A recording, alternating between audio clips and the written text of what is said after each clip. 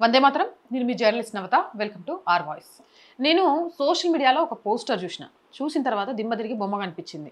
అరే, ఇంత జరుగుతున్నా హిందువులకు బుద్ధి రాదా? ఏంటి పిచ్చి పని? దేనికోసం, ఏం సాధించడం కోసం అనిపించింది. ఆ పోస్టర్ ఏంటంటే బారా షహీద్ దర్గా గంధ మహోత్సవం, దాన్నే రొట్టెల పండుగ అంటారు. మొక్కుబడి తలనీలాలు 400 రూపాయలకు దర్గా కమిటీ.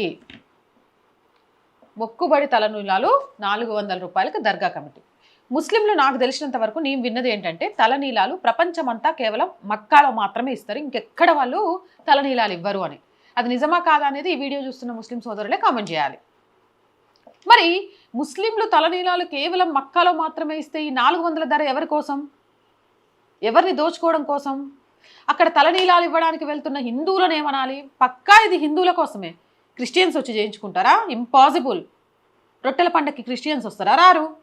పోనీ ముస్లిమ్స్ ఏమైనా అక్కడ చేయించుకుంటారా? వాళ్ళు మక్కాలో తప్ప ఇంకెక్కడ చేయించుకోరు. మరి మిగిలి చేయించుకుంటుంది ఎవరు? హిందువులు. ఏమాత్రం బుద్ధి రాదా?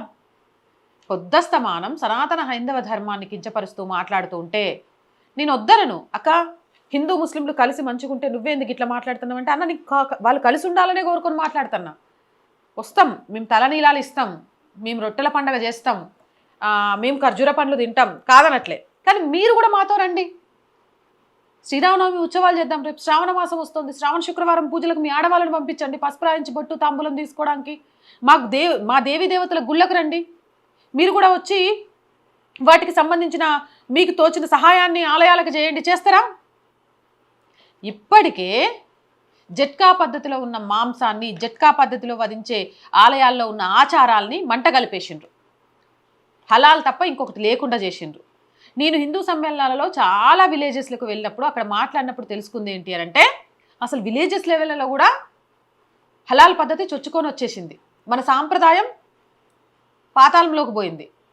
ఇప్పుడు తిరుపతి వెంకన్నకో, శ్రీశైలం మల్లన్నకో, యాదగిరి నరసింహన్నకో ఇలా ఇవ్వాల్సిన తలనీలాలను తీసుకెళ్ళి రొట్టెల పండగని, పీర్ల పండగని ఇచ్చుకుంటూ పోతే మన ఆచార వ్యవహారాల్ని మంట కలుపుతుంది ఎవరు? నిన్న నాకు ఒక ముస్లిం అన్న బెదిరించుకుంటూ ఫోన్ చేసిండి. వాళ్ళ మన దాంట్లో లైవ్ నడుస్తుంది, చూడొచ్చు.